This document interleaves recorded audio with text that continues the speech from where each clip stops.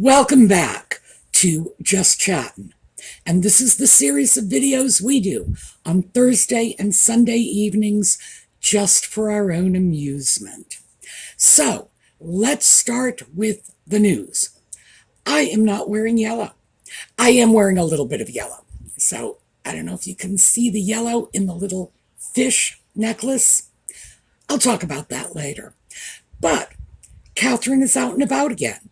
So even though Catherine is out and about, there are still many, many other people suffering from cancer. So I am going to try to make a point of wearing at least a little bit of yellow, but I'm no longer going to make it a dominant theme in what I'm wearing, mostly because I'm running out of yellow.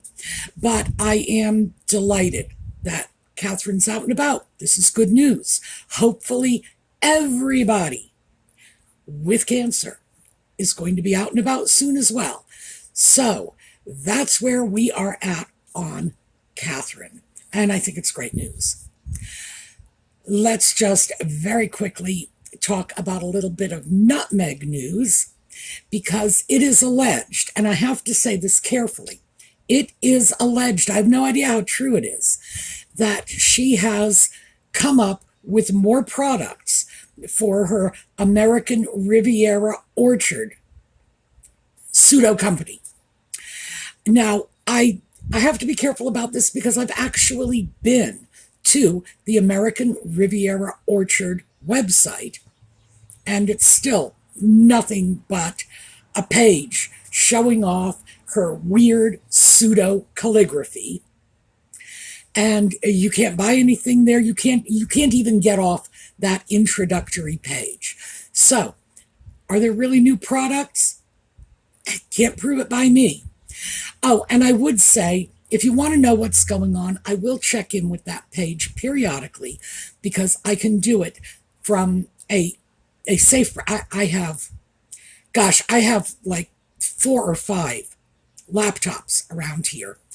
And so I keep different browsers on them. Some of them are very secure browsers.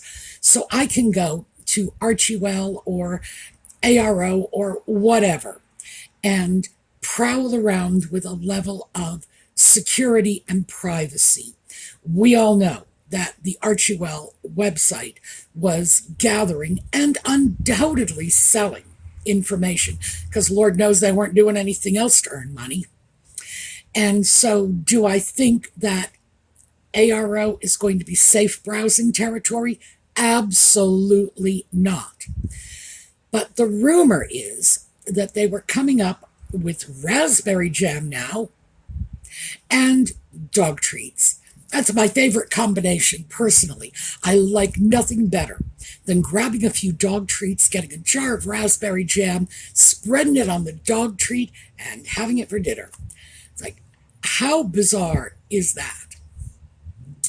Now, I don't even know if they have gone through the motions of getting themselves certified to sell food to the public. You know, you can sell all kinds of stuff to the public without going through any kind of licensing requirement. People do it on eBay and Etsy all the time. But when it comes to food, that's when the Food and Drug Administration, the FDA, get involved. And you have to have lists of ingredients and so on. Now, when Nutmeg handed off those 50 jars of strawberry jam to people who mostly ignored them, at least as far as we can tell, because there were not 50 people announcing it on their Instagram pages, as she certainly hoped there would be. That's one thing. 50 jars of jam is about 3 gallons, assuming they're 8-ounce jars. And yeah, you can make up a batch of 3 gallons of strawberry jam in your kitchen and give it out to 50 of your closest, most influential friends without having to go through the licensing and inspection processes of the Food and Drug Administration. But when you decide you're going to sell them to the public, yeah, it's a whole different ball game. And just because Nutmeg is not the Smucker's jam company and not likely to ever become it, doesn't mean she won't be held to the same standards. You have to have ingredients listed. You have to have your product tested. It has to match your ingredients listings, etc., etc. So do I actually believe that she is going to be marketing jam worldwide from the United States? That's key. You do this in the U.S. and it's U.S. law you're facing. Very, very unlikely. Interestingly enough, that little news tidbit was released just as Catherine was making her first official public appearance in a long time. So, do I believe any of it?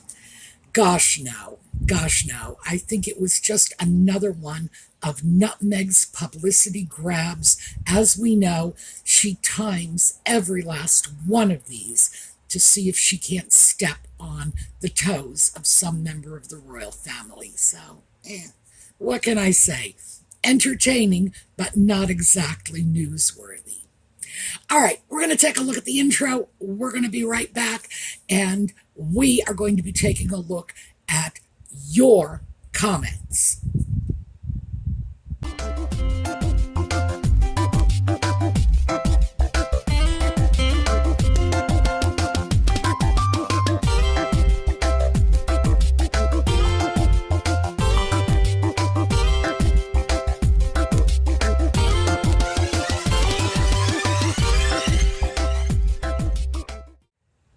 So, I have pulled comments from the last couple of videos, and when I go through the videos looking for comments to throw into another video, I look for a number of things, and some of it is just, oh, the laughs. I have to admit, that's a big one.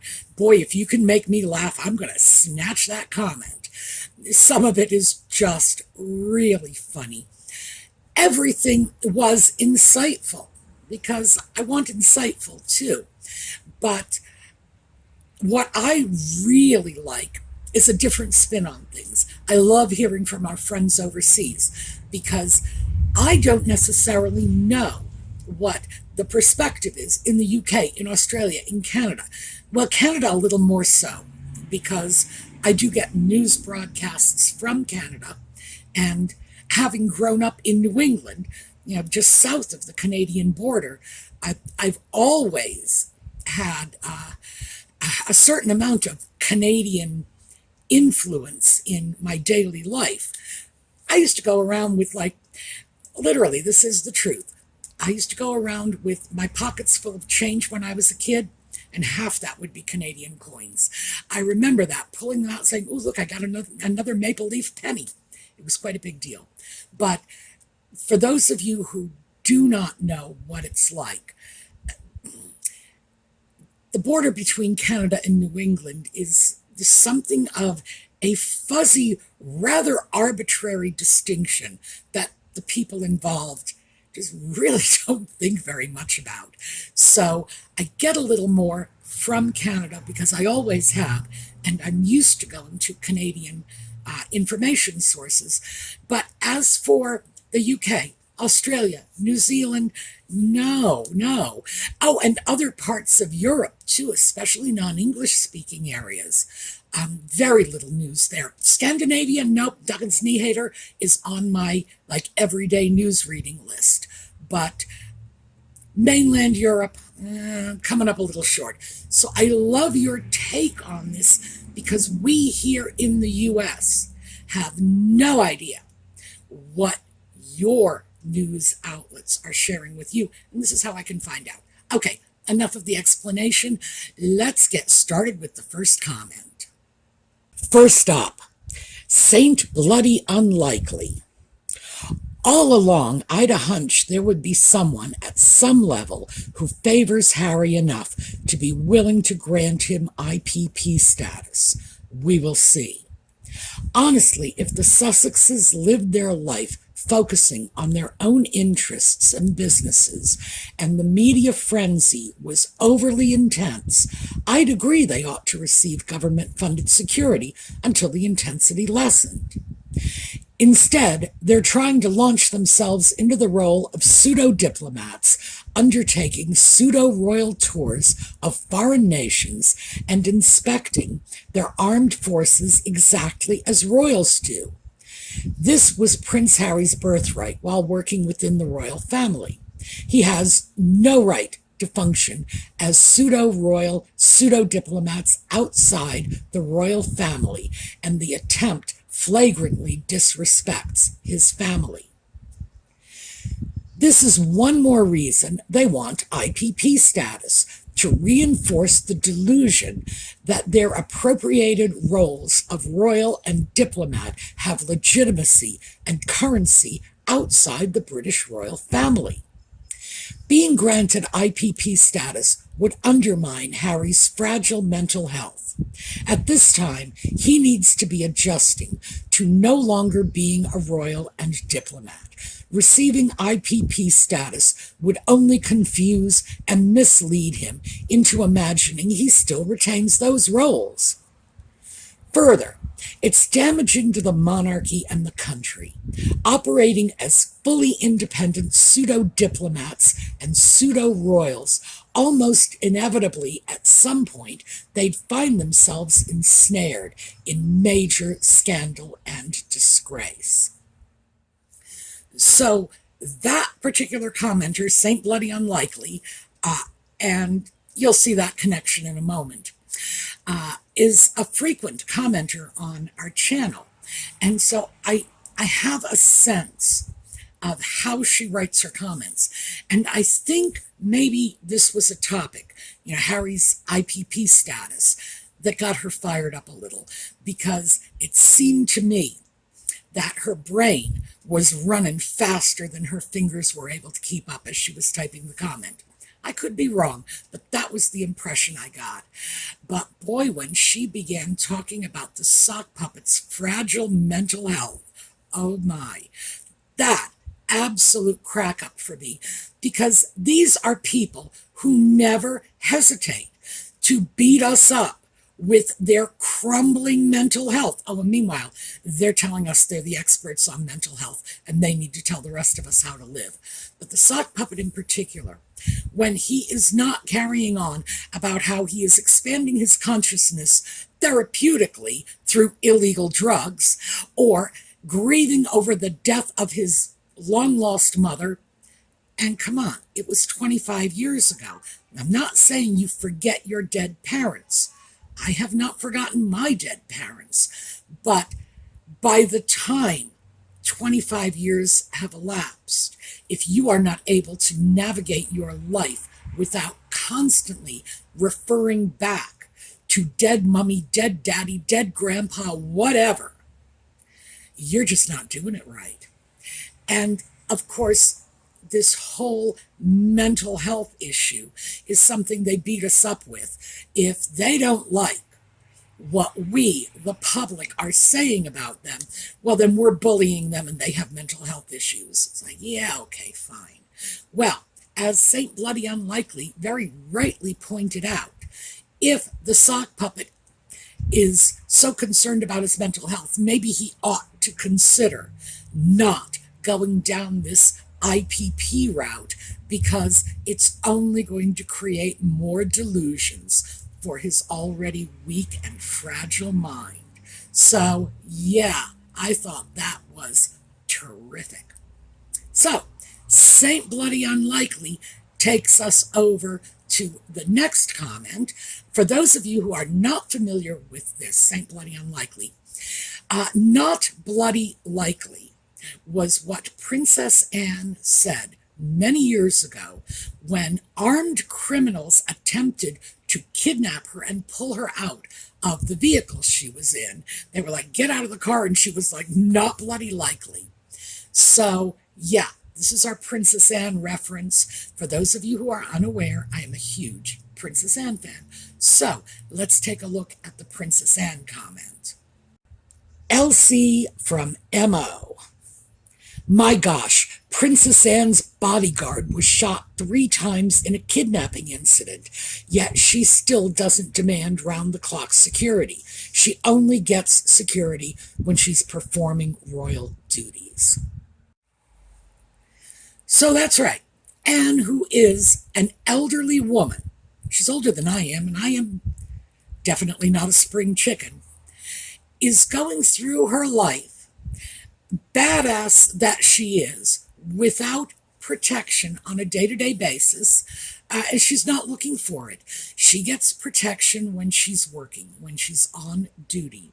And she is one of the few royals of the last 100 years or more who has actually been face to face with a potentially life-threatening situation. And it is correct. Her bodyguard was shot. I don't know. The commenter said that the bodyguard was shot 3 times. Good Lord, it's possible. I know the man was badly hurt, and you saw the picture of it. That was Anne visiting him in the hospital. So, yeah, if she is willing to take it on the chin and go through life without security, having had this incredibly public and dramatic escape from imminent danger, the sock puppet really needs to reconsider. I mean, either he was a big, brave soldier who killed numerous Taliban people. I think he said it was the Taliban. I have no idea who he said he killed. The truth of the matter is, we all know the people he killed were not people. They were little images on a video screen, but whatever. So what are we talking about? The little boy crying behind mommy's skirts, or the big bad soldier who is just plowing down people left, right, and sideways? It's like nothing even hangs together. So let's take a look at the next comment. Ms. Sparkles and Glitter. Nearly every single door has been closed on number 5 with his family, except maybe his father. With this insistence on getting security paid by taxpayers, the door with the British public might also be closing on him for good. People are no longer just tired of him. They are getting very angry. Okay, so are the UK people getting angry? I hear indications that they are. And like I said, we don't get other people's news. And even though I do get BBC News, many people in the UK tell me, no, don't even bother. This is sanitized. It's not the voice of the people. So, people, let's hear your voice. Is this so? As you saw from the pictures, yeah, I did grab a shot from one of the sock puppet's last UK visits, when people are not only really fed up and angry, but not afraid to show it publicly. So, yeah, maybe they are. Lord knows we are over here. So, I would have to say there's a lot of merit in that. Okay, next up. Cindy Hoffman, 5547. I think King Charles is already paying for H&M's security, just like he pays for Prince Andrew's security. H&M want access to security details, a big show of police and armed guards, immunity from prosecution from crimes, and the ability to be exempt from Freedom of Information requests. If granted IPP status, then it would quash the lawsuit in the U.S., where the Heritage Foundation is suing the Department of Homeland Security for disclosure of his visa status, and if he checked yes or no to the question of whether he previously used, traded, sold, or possessed drugs. IPP status would make that lawsuit void. H&M also want to travel all over to the Commonwealth countries and represent themselves as alternative diplomatic leaders instead of King Charles, followed by King William III and then King George VII. So this is an issue that has been not just raised, but dealt with in great detail and to a very thorough extent over on the Royal Grifts channel. She has for a long time been telling all the rest of us that we have to watch out for this because IPP status is not just about the bells and the whistles and getting other people to fund your security, which you only need in order to get the bells and the whistles and to increase your sense of self-importance, but because of the information it would allow them to access. So, yeah, it would.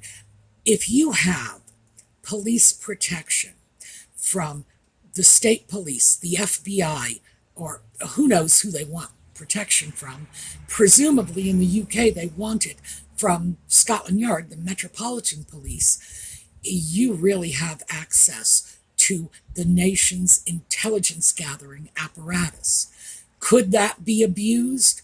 Oh yeah, of course it could. It's been abused in the past. I don't think there is an American alive, at least not of my age, who isn't aware of J. Edgar Hoover's massive files on political dissidents, movie stars, anybody he thought was a disreputable person, whether or not that individual had committed a crime or was even seriously suspected of committing a crime. Can domestic intelligence be abused? Absolutely. Hoover did it and everybody knows it. So is this a threat? Again, absolutely. There is a lot that Nutmeg and the sock puppet could do with this kind of information, especially if they had access to information so that they could go after the people they perceive are their enemies. And the truth of the matter is, I'm not important enough to be on that list, but there are many people that we all watch on YouTube who could fall into that category. And at this point, we are talking about ordinary people, just regular folks off the street. You could run into them at the grocery store and you might not even recognize them. People who are in no position to defend themselves from that sort of intrusion, don't have the money for attorneys, don't have the lifestyle for the kind of private security systems you need, cameras and electrified fences. I don't know what people need. I don't know. Bodyguards, maybe. Guard dogs. Guard dogs are nice. I like dogs. They don't have the lifestyle that requires that level of protection. So would they be sitting ducks? Absolutely. It is something we must all consider. So we've got to hope this doesn't come to pass. Carol Escobar, 2190. Harry was a great disappointment to Markle. She thought he was a billionaire and she had it made.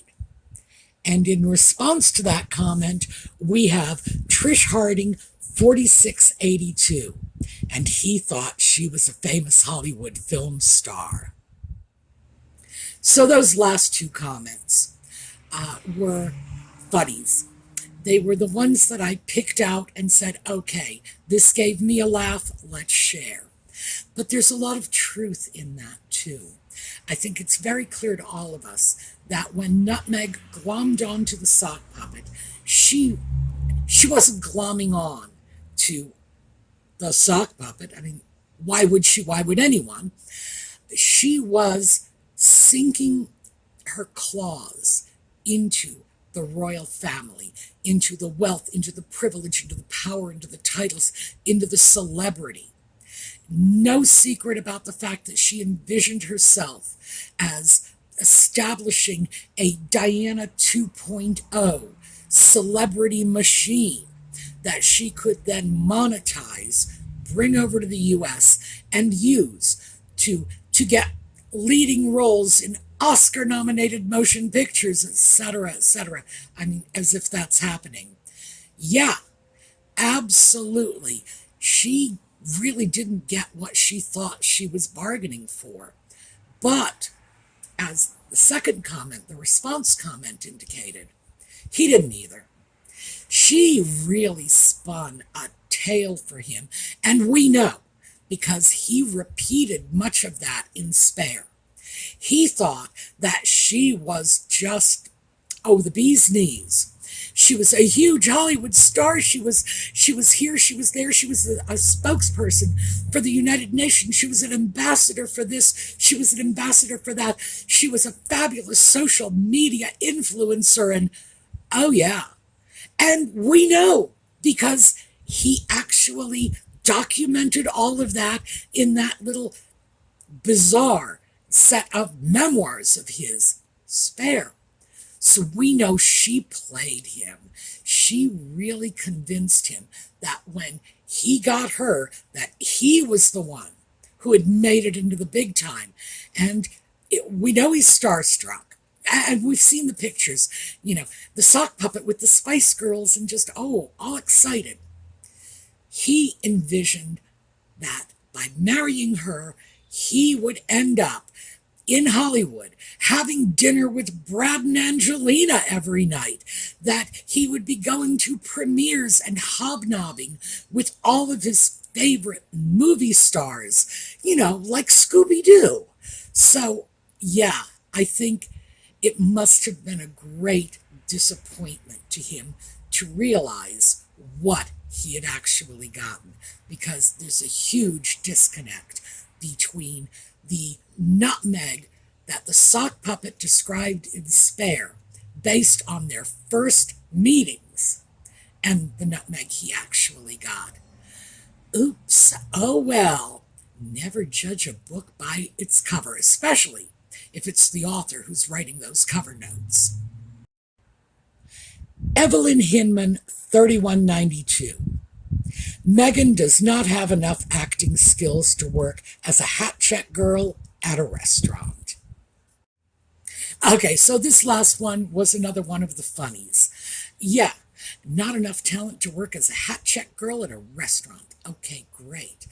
The fact is that nobody other than Nutmeg herself could possibly believe this woman has any acting talent. And I don't think Nutmeg truly believes she is a great actress either. She knew when she was being written out of Suits that she had to find another soft place to land, because once you are on the wrong side of 30 as an actress, well, maybe not in the UK, because I don't think Helen Mirren's been really hurt by this. I don't think Judi Dench has been hurt by this. But within that, marginally talented starlet who made it on their looks, once you're on the wrong side of 30, your prospects are limited. And she had no problem whatsoever walking away from acting. So does she really believe she has that level of talent? I doubt it.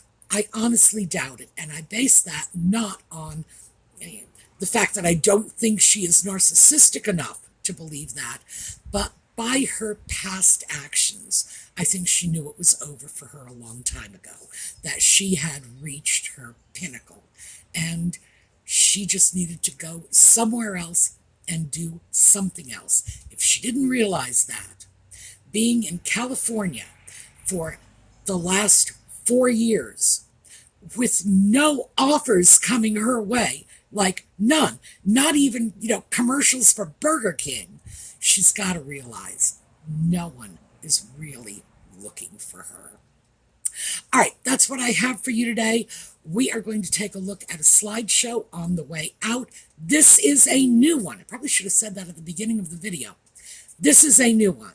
I was so pleased that Catherine was out and about again that I just grabbed a whole bunch of relatively recent Catherine images, including one of her most recent photo releases. So enjoy. I will see you all next time, and in the meanwhile, have a terrific day.